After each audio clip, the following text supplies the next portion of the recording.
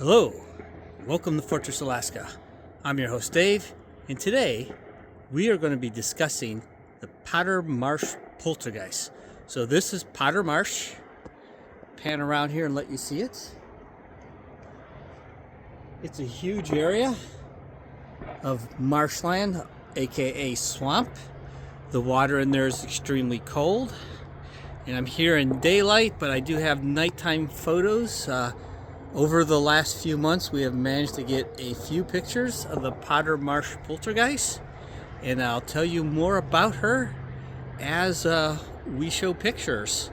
But let me show you a little bit around the marsh for your entertainment, and so you can see the area we're talking about, where this poltergeist likes to hang out and cause trouble. As you can see, this is one picture we managed to get of the Potter Marsh Poltergeist. One thing I'd like to point out is Potter Marsh is an artificially made marsh.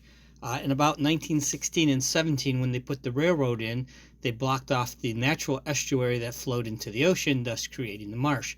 So while you see a lot of grasslands and stuff, that's all marsh. You really can't walk into it. You will sink in, get stuck, and probably drown if you don't die of hypothermia first. Anyways, as you can see, the just an outline of a girl's head here. No one's really sure who she is or when she died, but from the style of clothing, it was relatively recent, at least in the last 30 years, we would guess.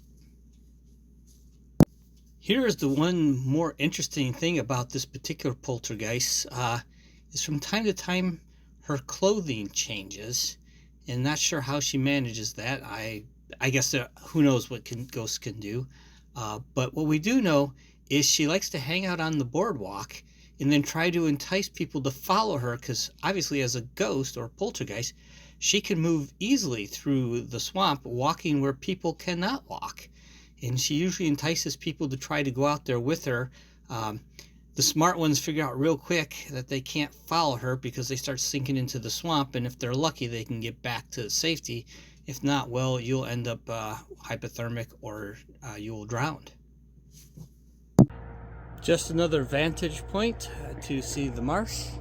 I guess you really don't need to see me anymore. So you can see the marsh.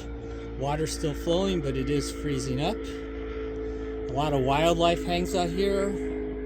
Everything from brown bears and black bears, moose, otters, all kinds of waterfowl. It's actually quite a lovely place to come in during the day, but I question the idea of coming here after sunset, because that's when the Potter Marsh Poltergeist comes out. Once again, we managed to capture this picture of the poltergeist. She's just barely visible at this point in time. Fortunately, my cameraman and I were there together, and we just ignored her and snapped the shot. We couldn't film any video because it is night and video just wasn't working. But she was motioning at us to come towards her, but we kept our distance, and with the two of us, she couldn't focus on either one of us, thus we were safe. I think if she can get you alone is where she might get you to follow her, to wander into the marshlands. Once again, we just managed to get a glimpse of her. She was fading in and fading out, and in this picture her face looks a bit distorted, like she was drowned in the water. Although it's entirely possible she might have been shot, I'm not sure. There happens to actually be a gun range right across the road, maybe a couple hundred yards down actually. But anyways, you can hear gunfire constantly. So it's entirely possible she might have been shot in the marsh, and the gunfire would have went unnoticed because there's a gun range right across the road. So you could easily have been, well, I should say she could have been easily been shot. But if you kind of look at her face in this one, you can see it doesn't look good. So I'm not sure what happened to her. She has not yet coalesced her face into something more appealing for people to look at. Here you can just see the dense vegetation. Mind you, it's almost winter for me, so most of the leaves have fallen, but you can imagine how dense this is. In the summer when those are all leaved out, you can hear the water running through it. So there are plenty of locations for which the Potter Marsh Poltergeist can try to convince you to follow her, or follow and see where she goes. So as you see here, now this is the more normal face she presents when she realizes there's someone there to try to entice into the water. But we kept our distance, and fortunately, like I said, since I was there with the cameraman, the two of us could keep each other's attention so we wouldn't focus on her. She looks fairly young, maybe a teenager of 13, 14 years old. I'm not sure.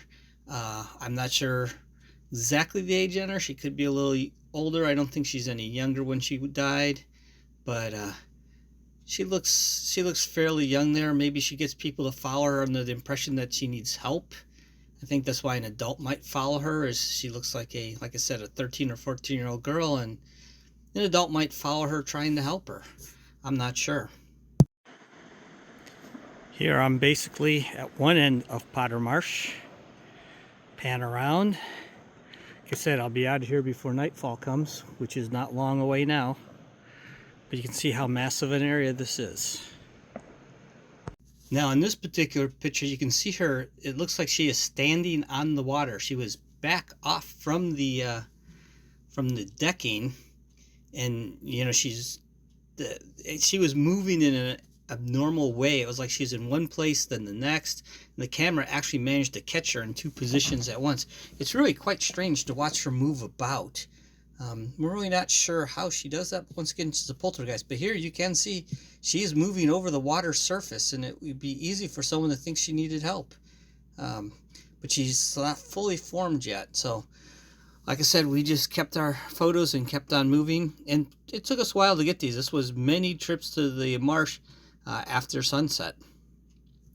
As you can see, the sun is about to set. There is the railroad. Pan back around. There's actually a lot of water there. That's very little land, mostly just swamp water. And that water is extremely cold, so should the Potter Marsh poltergeist entice you to go out into that, you have 15 or 20 minutes before you die from hypothermia. Now this particular picture is a bit bizarre because she's giving you the impression she has fallen onto the marsh, but she's not sinking into it. I'm giving you the idea that it's solid, like she's fallen off the decking, is on the surface of the ground or grass and water and swamp.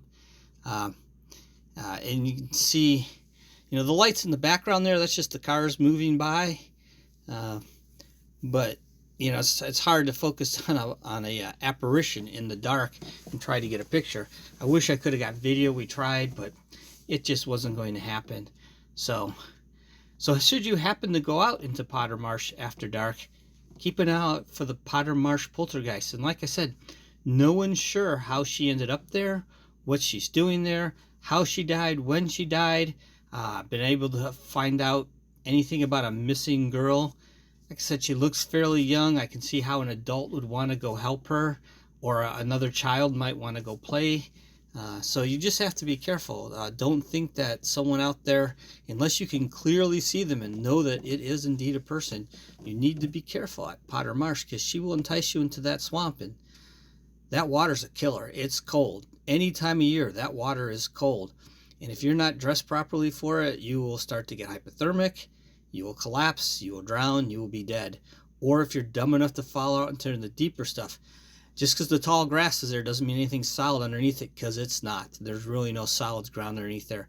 The other thing is the muck underneath can be like quicksand, and you can get trapped in it. By the time they come to get you, you die of hypothermia. Or she leads you out into the deeper areas and you just disappear underwater. So you do have to be careful. Don't think just because Alaska's a new area that we don't have our own problem with poltergeists and ghosts and other apparitions. We do. So once again, this was Fortress, Alaska. I hope you enjoyed this tale of the Potter Marsh poltergeist. I would avoid coming out here after dark.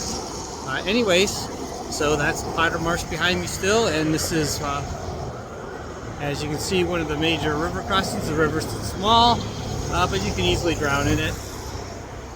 It's right between the highway and the hills.